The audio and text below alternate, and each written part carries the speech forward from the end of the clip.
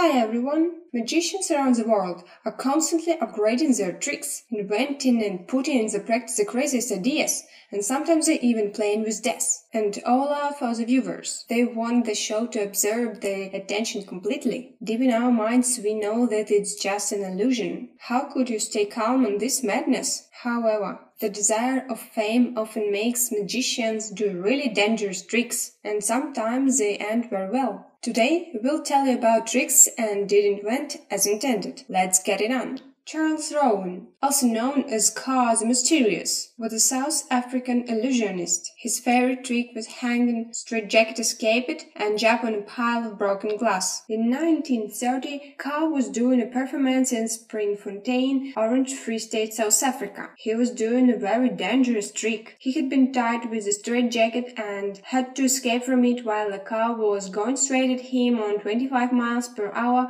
from the distance of 600 feet. Therefore, Ka had only in 10 to 15 seconds to escape from the straitjacket, and at once he could get off the track of the car. He couldn't make it in time, and the car runs him over. The performance was finished, obviously, and Charles was sent to the hospital immediately. Hundreds of people, witnesses of the incident, are probably remembered it for a long time, and we hope never brought kids again on such kind of shows.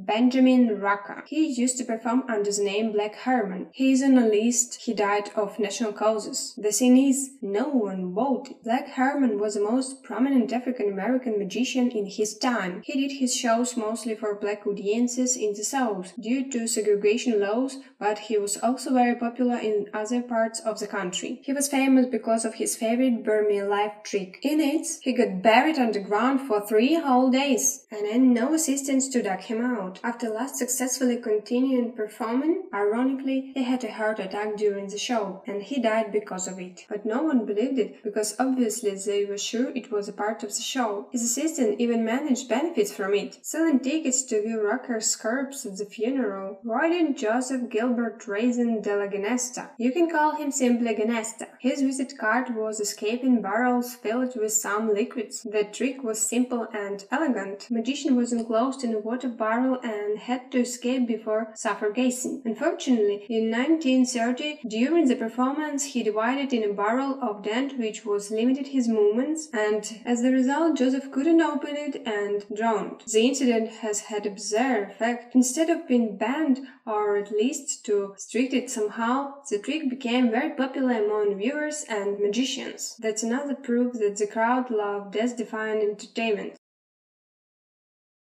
Joseph Burroughs. 32 years old, Joseph Burroughs had a dream to beat his idol Harry Houdini. In 1992, he tried to perform a trick that the famous illusionist couldn't, to be buried alive and get out. So, Joseph put on his handcuffs, then his assistant locked him into the coffin, buried him alive into the 6.5 feet of mud and concrete. Oddly enough, no one could convince Joseph that it was impossible. Burroughs was preparing to this show. The reporter covered the performance, warned him again. The concrete dries faster on the bottom than on the top, he explained. Therefore, even not to crush it to death, he would still have to dig his way out through the cup of resin and mud and hide in concrete much, and nevertheless the concrete was not a problem for Burroughs. He was crushed under the huge weight before he could get out. Samuel Koch. December 5, 2015. About 10 million people are watching a long transmission of the popular German show Wetten, dass, German for one of the dust. That day, 23 years old, Samuel Koch was one of the participants. He had to jump over the 5 moving cars using so-called kangaroo boots. Everything was going great, but when it goes first car, one of the boots failed and Samuel couldn't jump as high as he needed. The audience and the presence were shocked, and the program was taken off air immediately. Doctors took him to the hospital. He underwent several operations and spent 10 days in a coma. After breaking cervical vertebrae, he survived, but ended up paralyzed. Thanks for watching. Please like and share the video in social networks, and I will write back to you as fast as we can.